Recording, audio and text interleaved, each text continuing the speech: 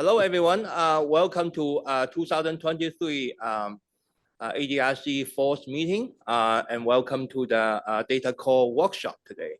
So we are going to have three very exciting panel today. So the first panel is about disease-modifying drugs, and the second panel is about social determinant of health, and then last but not least, since this is the data workshop, so we have the EHR and CMS data panel. So each panel has the various number of speakers. So each panel will last about 1 hour, and we have plenty of time for Q&A in each panel.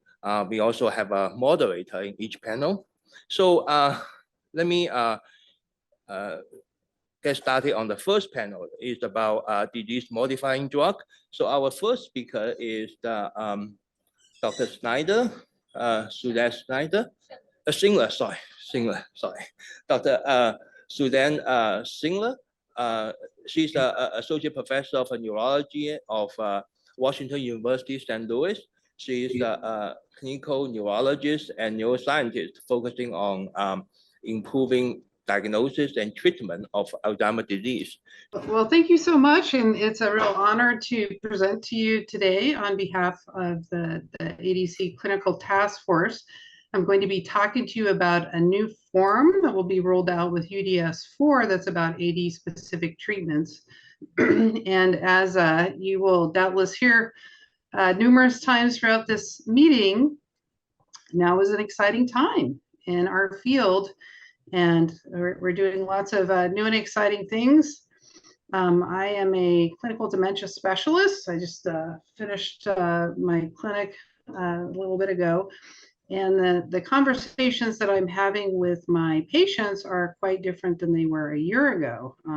This drug lecanemab keeps coming up, and we're talking about whether patients may benefit from it or not. And I am prescribing lecanemab for some of my patients, as highly selected patients. And some of these patients are also enrolled in studies at the 9 ADRC. So how are we going to manage this? How are we going to have patients in our ADRCs that are receiving these drugs? And that's what this forum is really all about. So these are my disclosures. As we're going to hear more about later, there really is a proliferation of AD-specific treatments. We are trying really, really hard to find treatments that work for patients with Alzheimer's disease. Aducanumab received accelerated FDA approval in 2021, but it was never widely used. And then lecanemab received full FDA approval on July 6th and is being used clinically in select patients. We do expect that additional AD-specific treatments may be approved within the next year, which is really exciting to have multiple options. And more are hopefully coming. In 2022, there were 143 agents in 172 AD clinical trials. That's a lot of different options. Hopefully some of them work. And these trials require a lot of participants to test the drugs.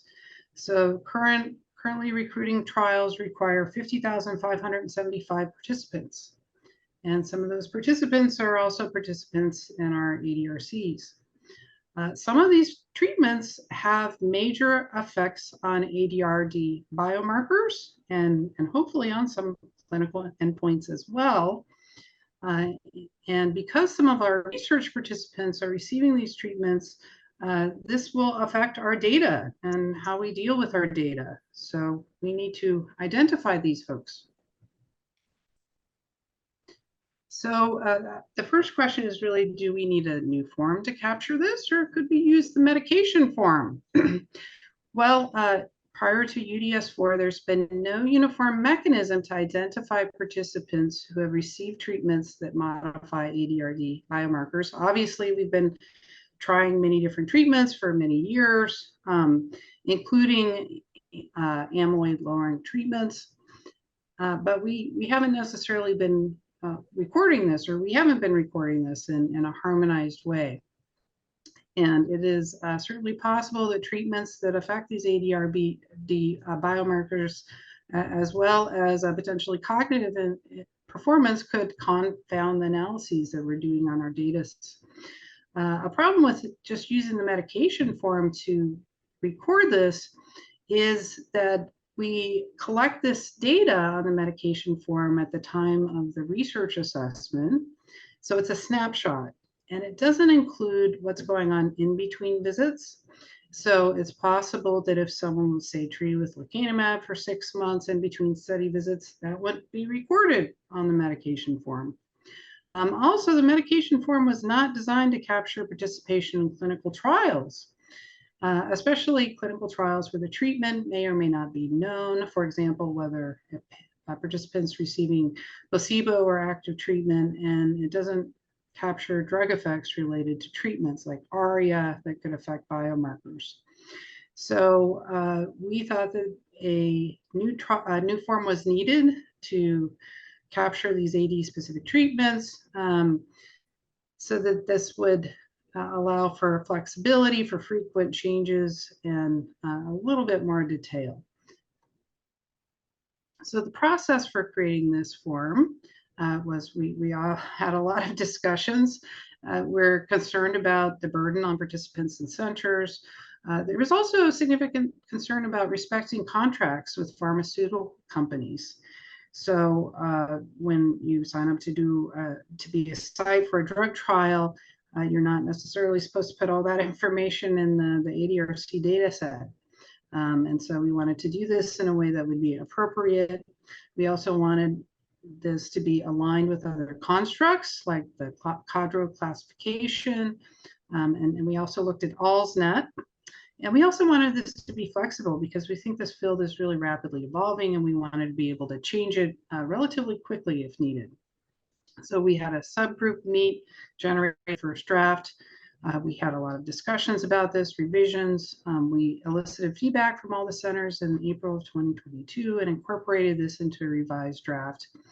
And overall, I'll take you through it, but the form is really to be used to flag. But even after taking those teeth out, they thought that because she was grinding the teeth, it is not to be used to provide detailed information for analysis of specific treatments. I think someone needs to be muted. But this is just something to keep in mind. This is not kind of a substitute for data you get from a clinical trial. This is just supposed to flag people in our data sets. So question one, very simple. Has a participant ever been prescribed or been enrolled in a clinical trial of a treatment expected to modify ADRD biomarkers? Yes, no, or unknown? If no, you're done. And we think that for most of our research participants, it's going to be no. Especially since many of our research participants are cognitively normal. So this will be a low burden form for these individuals. Now, the next question is the complex one with multiple boxes. And we actually have multiple rows like this. So if you're in multiple clinical trials or have been exposed to these drugs multiple times, you can record this. So the first section is the primary drug target, and this is aligned with a cadro classification, amyloid beta tau, inflammation, synaptic plasticity, neuroprotection, other targets. There's very nice reviews by Jeffrey Cummings that can tell you for each drug which classification this fits into. Some of these drugs actually fit into multiple groups. The next section is the specific treatment and or trial. Some participants will know, some participants will not know. You're basically just supposed to get as much data as you can. If you know the national clinical trial number, you can put that in. If the participant is enrolled in ALSNet, you can put this in here, and we intend to use this to link this form and their status as being on these medications with ALSNet, which could potentially be quite helpful. The next section is really the start and end date for treatment. We do realize that many of these drugs are going to be infusions, at least initially, but we thought it would be too burdensome to ask for the date of each infusion, or if it's a sub-Q injection. Instead, we're just asking for a start and end date overall. Again, this is mostly to be used by people. And then we ask how the treatment was provided. Were they getting this as part of their clinical care, as part of a clinical trial, both?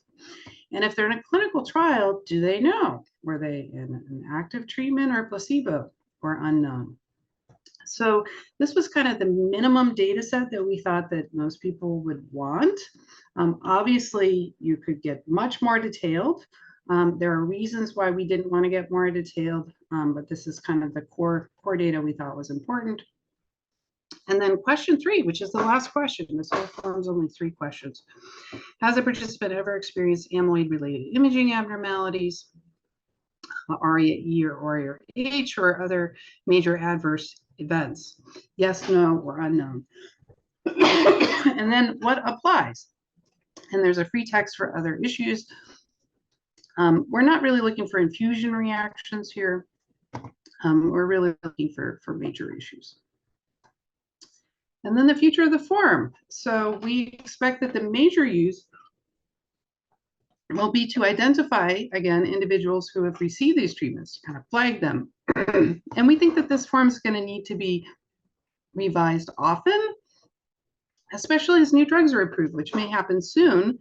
And if there's a larger proportion of participants that are taking these drugs, we might have to add more detail. And finally, I'd like to thank the people in the subgroup that helped to make this form. So that includes Greg Jica, Jeff Burns, Teresa Gomez-Isla, and Nina Silverberg. And at this point, I think we have another presentation. Thank you, Dr. Schindler. We will have some questions for you later this hour. So next, let's welcome Dr. Moga. Dr. Moga is an associate professor in Department of Pharmacy Practice and Science at University of Kentucky. Dr. Moga's area of interest include geriatric pharmacoepidemiology and health outcome research. And also, she's interested in using real-world data to evaluate health effect. Yeah, Dr. Moga.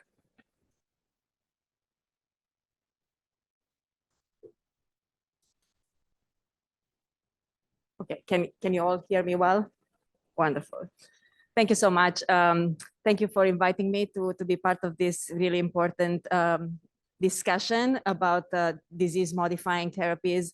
I will start by admitting I don't have any disclosures related to this, but I will admit a professional bias and kind of like my excitement around this conversation. As a pharmacoepidemiologist, I'm always looking at medications as our exposure of interest. And so what I am presenting here today is kind of around that. I know the interest with regard to this medication is also as potential confounders or even effect modifiers for other potential exposures. So a lot of the things that I will be covering will be applicable on both sides, and I will make sure to point out to those. So this is kind of like a brief outline of what I will be talking. So a few general considerations that we think about in terms of designing a pharmacoepidemiologic study, looking at medications either as exposures or other important confounders or effect modifiers. We'll talk a little bit about a framework that's more and more used in pharmacoepidemiology, which we call the trial emulation framework. And it helps us kind of think in terms of using existing observational data in a similar fashion as you would do with a randomized experiment where you don't have data up front and you have to think, how are you getting it? So I find it very helpful to set the stage and the rigor for observational research at the same level as it is for randomized trials. And then I thought to bring up some things that I thought would be important for considering when really studying these disease modifying agents in like a real world setting, now that they are approved, available for patients, and probably more and more asked for by patients and their families. Okay, so when I think in terms of like pharmacoepi and the important aspects of thinking about like considerations, I kind of try to group them into two buckets. One would be things that we consider with regard to study design and also data analysis considerations. And a lot of times we think about, I'm not sure if this is working. Anyways, I can't get the pointer. Anyways, so they are listed. We have new users versus prevalent users. So I've been using in the past the NEC data, the medication form there. And so there, as Dr. Schindler mentioned earlier, it's a snapshot. We get what we consider prevalent users. We might not know when they started taking a medication. We might know that they didn't take it at the previous visit, but they now are taking it. But we don't know when they started. And obviously, we don't know whether they started and stopped in between visits. So it is very important in terms of like looking at medications to know whether they are starting today and we can follow them in time versus I know that they are using the medication today, but we don't know how long they've been using it. There is a bias that's inherent to a prevalent user, which is they stayed on the medication long enough so we can capture them. Maybe it is because they didn't experience any side effects, but we might not know all of this. So it's important to be able to distinguish between what we call new users and prevalent users. And I have an example to kind of see how we can operationalize this concept with existing data. The other important thing to consider is this counterfactual selection, right? So in clinical trials, a lot of times we have the active group and we have the placebo. We don't really have the placebo in real life. We can compare users with non-users, but it's not the same idea. There is a bias that's inherent to having a non-user comparator group.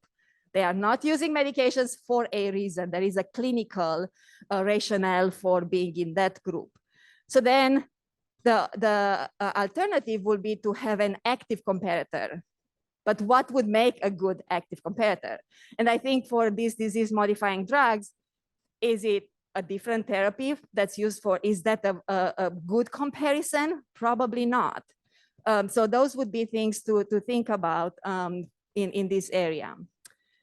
One important thing that's often not given the right amount of effort is really defining this time zero. And time zero is really the time in randomized trials, the time where treatment is being assigned. That's the time zero when follow-up starts. As obvious as it sounds, with observational data, this time zero is not always clear. So we have to assume when the time zero is, and depending on how we set that and how we measure when the patient becomes eligible, will potentially lead to what we call immortal time bias. And this immortal time bias is a period of time when we observe the patient or we consider it in our follow-up, but they cannot experience the outcome of interest. It's kind of like a fixed time. We know they didn't die. We know they didn't have a hospitalization, but we still consider it as them being at risk for the outcome of interest. And that's very important when you think in terms of comparing groups. Confounding control, and this is where disease modifying drugs can be placed if they are not the exposure of interest. How can we control for confounding is important. And everything that's on the data availability and quality considerations will apply for either exposures or confounders. How do we measure confounders? which are the confounders that we need to worry about, and how are we considering them in the analysis. Sometimes a simple multivariable regression will not do the trick, so there are other ways to consider. Follow-up and censoring, in a way, ties to that time zero and immortal time bias, but it also relies to ability to follow people in time and not lose them to follow up. So that informative censoring is an important consideration.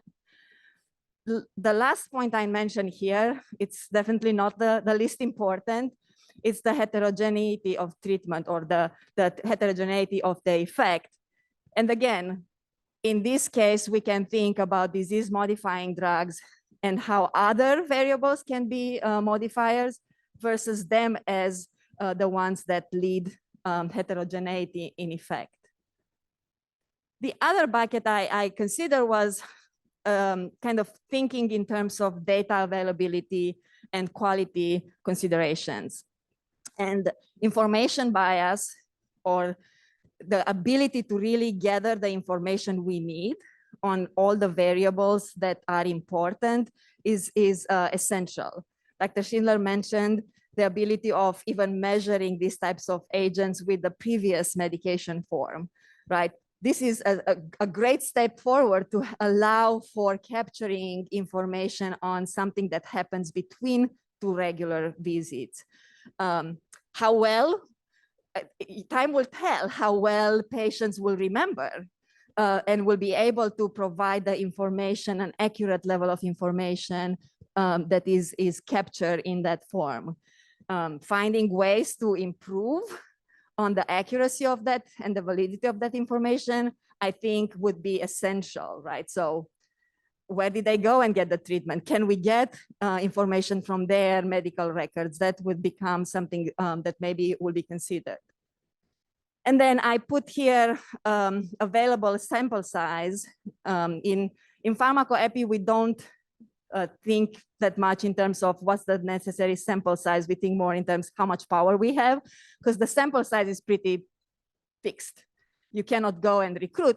You have to work with the data that's available. So then what the considerations are, what power do we have to detect an effect size that is clinically relevant? So those are all, I'm sure it's not just pharmacoepi, and I know it's not just pharmacoepi, but these are things that we think a lot about. For some reason, I am having, okay. Hopefully I'm not going too far. So this is one way in terms of like pharmacoepi world, we think a lot about like having everything in a clear diagram that helps everyone understand when things are measured and how follow-up is established. So this is a made up example where we have the time zero. We call that the cohort entry day. Usually we look at prescriptions, chronic medications, prescription for chronic medications, and we have the date of their first fill for the medication. And that's what we call the time zero.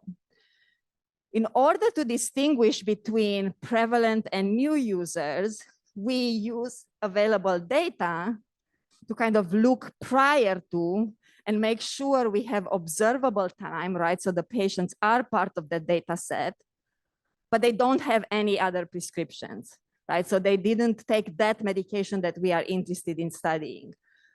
And typically, you will see in the literature 6 months to a year in terms of the washout period.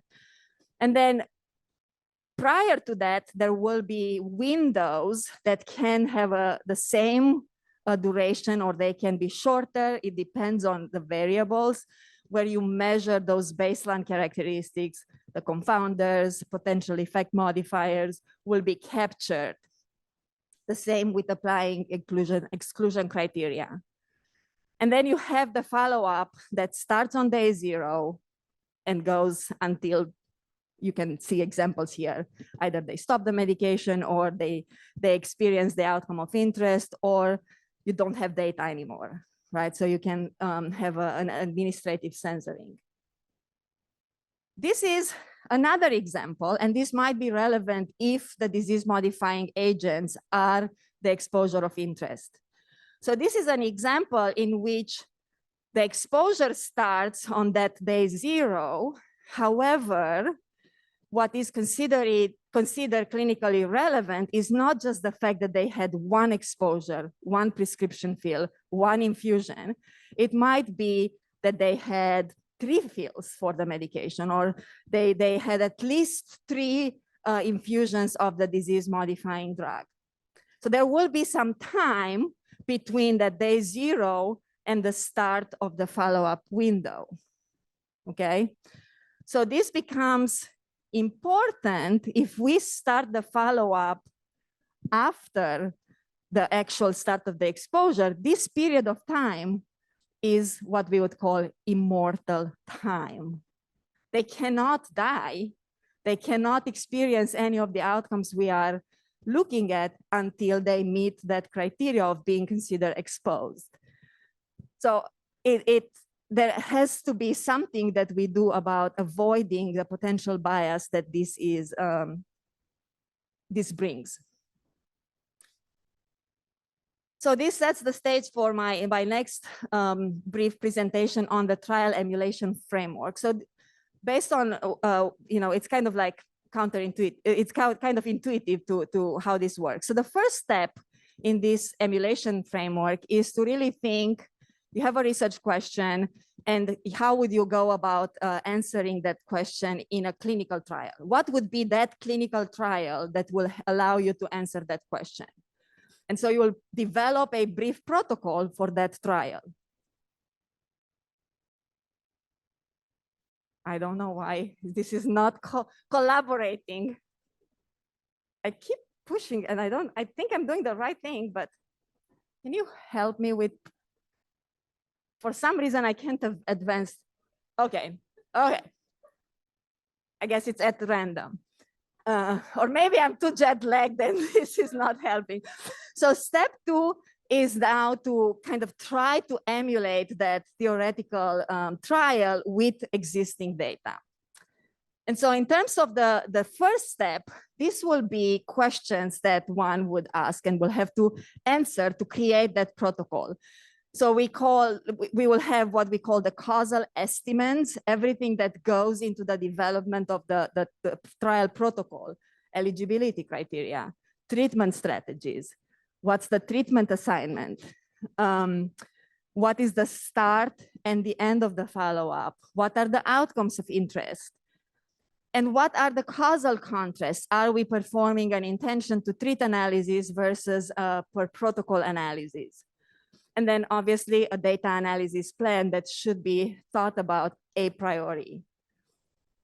And so this is kind of the way you can formulate that framework with literally answering all of those questions in detail the same way when designing a clinical trial. When it comes to really emulating that clinical trials, there are things to consider. Is the data, the availability of the data, fit for that purpose? Can we really answer that question, that causal question, with what we have available? Can we emulate randomization? Obviously, we cannot randomize the observational data, but what are the ways we can try to balance the baseline characteristics in a similar fashion to what randomization does in an RCT? So can we do, I don't know, propensity scores, inverse probability of treatment weights? There are methods, all of them with pluses and minuses, that can get to emulation of randomization. How do we align the start of the follow-up with when we measure eligibility to avoid immortal time bias? How do we select the comparator treatment, right? We cannot do placebo. I already mentioned the issues with no treatment. So what would be comparable treatments to allow for this causal contrast? And then way we establish and determine the start of the follow-up. And these are taken for a paper that's talking about this trial emulation, and they present here in detail a few issues. And I won't spend a lot of time because I know I'm probably already over my time allotted. But the top one, it's what I described as the problem with prevalent users, where patients are eligible to take the treatment and are exposed, right? The exposure starts before we actually start the follow-up. So that T0. That will not introduce immortal time bias, but there will be other biases that are inherent to this setting. The bottom two are the ones where immortal time bias will become apparent. And in terms of studying disease-modifying drugs, and again, this was created mostly in thinking disease-modifying drugs as the exposure of interest, but several of these points apply for them as confounders or effect modifiers. So eligibility criteria, if we think in terms of following that trial emulation, what would be the eligibility criteria for somebody to be in our observational study? Are we going to use the same eligibility criteria as in the previous RCTs? Then I don't think we are really advancing the knowledge, because again, as far as I'm following the information, they are quite restrictive and not representative of the landscape of this disease, right? Is it what the CMS is considering as eligibility for being treated with these drugs? So those would be things to think about in terms of designing that hypothetical trial to emulate. Treatment strategy, and that goes back to trying to avoid, like, be clear about what is the exposure that's being studied and avoiding immortal time bias. And this is just an excerpt from one of the trials that was published not too long ago. And there is quite a bit of time varying in terms of how exposure is given. That should be considered in the design, right? And captured and analyzed accordingly to avoid biases in establishing the time zero, and even how you consider I guess the dose and the whole exposure. How do we identify exposure? Will that form that was mentioned capture fully what we need to know? Can we get EHR data?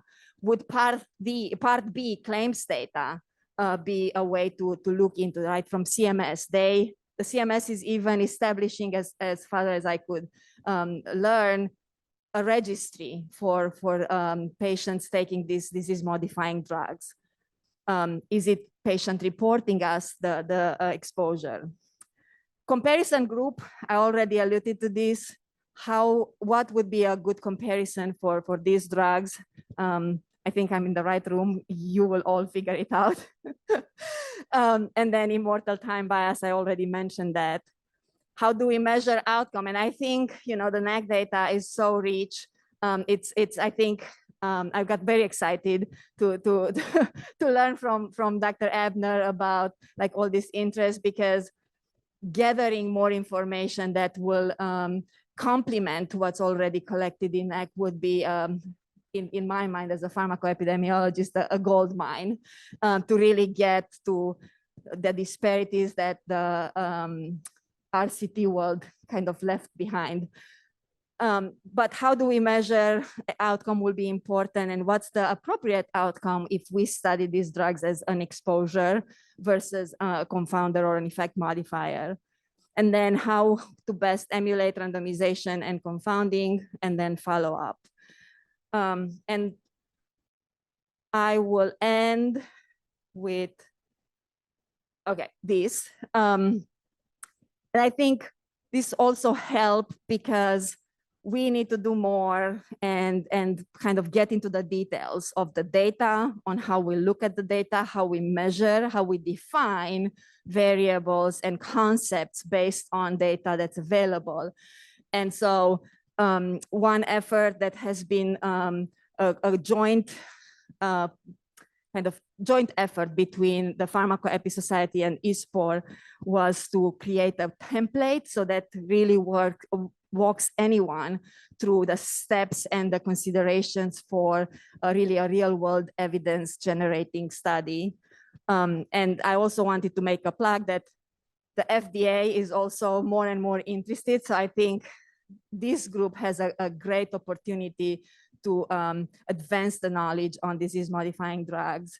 I just wanted to make a point with the FDA's guidance for industry in real world evidence generation and using observational data.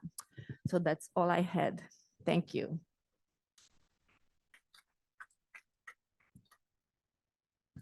So we'll be bringing back Suzanne Schindler to participate in the panel. And if you have any questions, we do have mics in the aisle. Please feel free to walk up to one and voice your question into the mic so that our virtual participants can hear you. We also, if you're attending online, have an opportunity for you to share them in the chat or raise your hand on Zoom so we can call on you and you can ask your question yourself. Can you hear? Okay, my name is Pinar Kaskan from UK, from Jaikaland. So I have a question for Dr. Schindler as well as for Dr. Moga. So for the A4 form, so there is a mentioning about the ARIA, like, the recording the ARIA in the past. So I was curious if there is a part that we can put also a CAA diagnosis. It might be applicable. No, there's not a portion for CAA. I don't think that that's on the medical conditions form either. That's relatively uncommon clinical diagnosis. I mean, we find it certainly radiologically. Sometimes in the clinic, we'll put that in the electronic health records, but probably a lot of people who have CAA don't know it. So it's not part of the UDS-4 as a condition.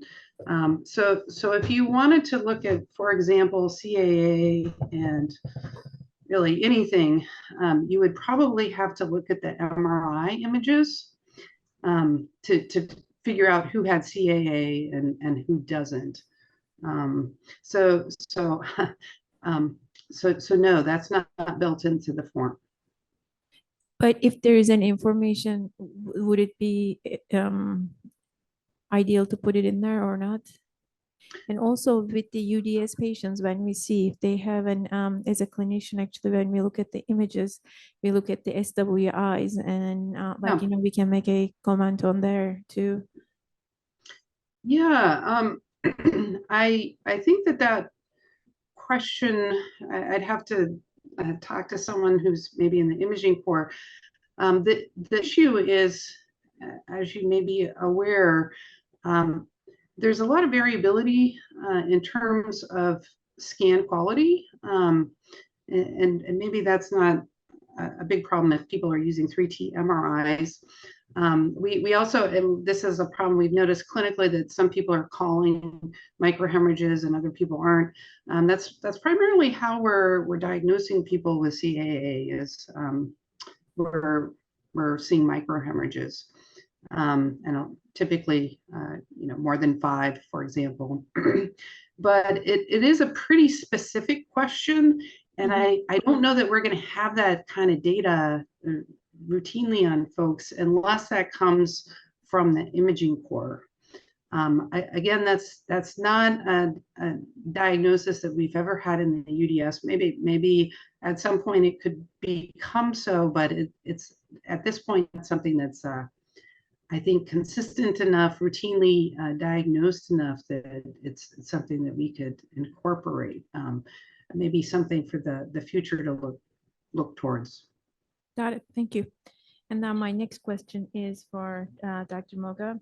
So actually, not really so much of a question, but so when we are collecting the data for the medication, as you mentioned, we don't really have a timeline. However, I think every year we update it for the new medication. So at least we know that 1 year gap if they are started on new one. The part that actually it is little concerning is actually the dosages we don't really put.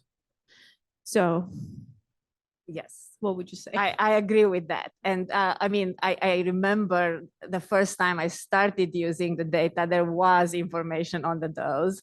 And then, I mean, I get the considerations for like burden and all of that, but from my perspective, that was quite an important, step down from what was available. But again, yes, and we often look at, did they take the medication from 1 year to the next one? But even if they don't, we don't know when they stopped, right? So that becomes quite important as well. And whether stopping a medication is something that was intentional, right? A deprescribing process because the medication might become unnecessary or even inappropriate, or whether it's a sign of non-adherence to the chronic medication. So there are a lot of, it is stopping the medication, but we don't know when, we don't know the reason behind, and I don't think there is any, information that will allow us to tell. So those are, from studying medications are important missing. Well, I'm not gonna, I mean, yes, if you ask me, but I think there are ways, right? So, I mean, again, there are successful examples of linking data, right? And in today's day and age, EHR is becoming more and more, right? So even, regarding your initial question, if that's available in the EHR, can you bring that information without putting more burden on those that collect the data at the visit? There are examples of linking data to CMS, right? So you have the claims that will allow for more granularity in terms of like prescription medications. So there are ways to kind of supplement, but again, it's more like, I don't want to sound like I'm too often living in an ideal world. I know there are reasons certain things don't happen, but again, there is a way to supplement the data and get to that granularity. I think I would say NEC would be a great place to study cognitive health with regard to medication, and that's kind of what I've spent a lot of my time doing.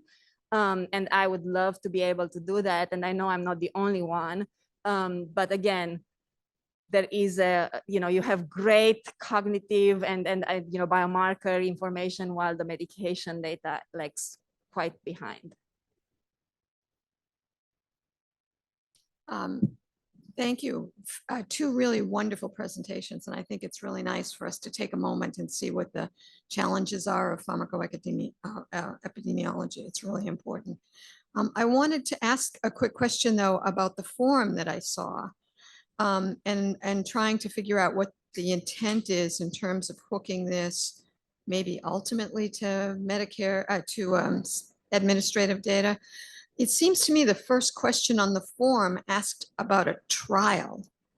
And then if you answer no, you stop, unless I saw the form wrong. So the options on the form that say given for clinical purposes would seem to be in conflict with the way the form is set up. So I'm wondering where we stand on the form. Pardon? Yeah, so actually the first question asks about use either clinically or in clinical trials. So the question is, has the participant ever been prescribed or been enrolled in a clinical trial of a treatment expected to modify ADRD biomarkers? So if they've been prescribed a medication for clinical purposes or they've been enrolled in a clinical trial, both of those would count. And then later, we ask whether the treatment was provided for clinical care, a clinical trial, or in some cases, it could be provided for both. So the reason I'm questioning this is because I suspect there's a lot of treatments that a person takes that are expected to move biomarkers. And so I'm just afraid that the lack of precision in the form, which will take some time to collect, may not give us the greatest bang for our buck. And so I'm just curious if we've thought that through completely. Yeah, no, there's lots of different things that can modify these ADRD biomarkers, including drugs that have been repurposed. We do cite a publication by Cummings. I mean, really, we're talking about investigational agents or drugs like lecanemab. And we think that we can clarify these in the instructions for the form. Of course, things are going to continue to evolve. But yeah, really what we mean are investigational agents that people are in clinical trials for or clinically treated with lecanemab. So we're not talking about donepezil, we're not talking about memantine, we're not talking about things like that. And those are things that we can kind of clarify as in the in instructions for the form as well as when we give training about it. Any other question from the audience? I don't see any online, but Question. Hi, Erin Abner from Kentucky. Thank you so much for your presentations and joining us today. This is about the form again, and it was this question's inspired by Dr. Moga's presentation, actually. So there's a start date and an end date right on the form. How would the end date be determined? Like, so thinking of Daniela's time zero, what is the definition of the start date and the end date, basically? Yeah, and we had a lot of discussions about this, but it would be the first time you took the drug and the last time you took the drug. And in terms of, you know, for any kind of period. So we do recognize that there's going to be situations where people take it for a few months, maybe they get ARIA, they stop it for a month or two, and then they restart it. However, we talked a lot about how we didn't think that it was reasonable to have every infusion date on the form. That is a level of detail that people could get through something like the EHR or maybe potentially ALSNet, something like that. But we thought that that was beyond that kind of minimum data set that would be required. But yeah, in terms of the end date, yeah, it would be the last date that someone had taken the drug. Any other question from the online audience?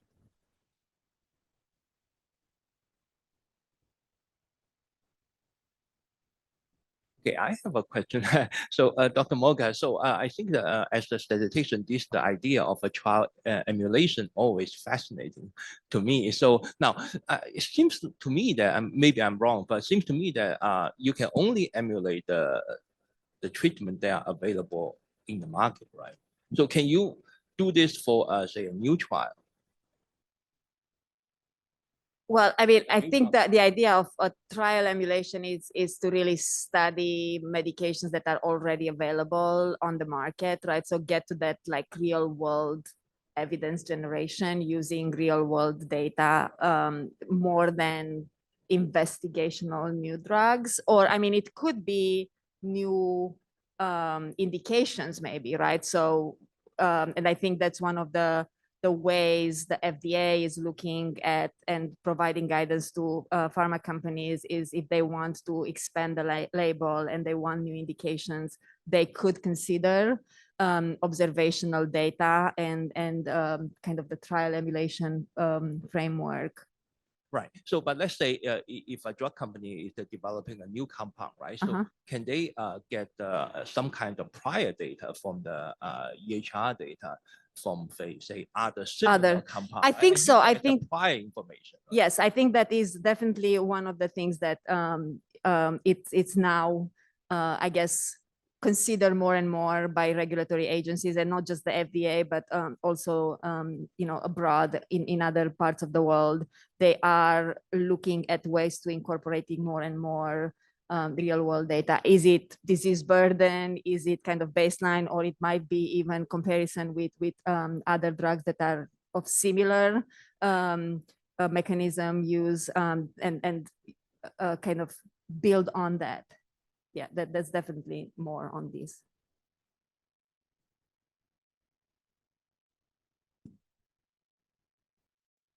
Can we please ensure to speak into a mic if we're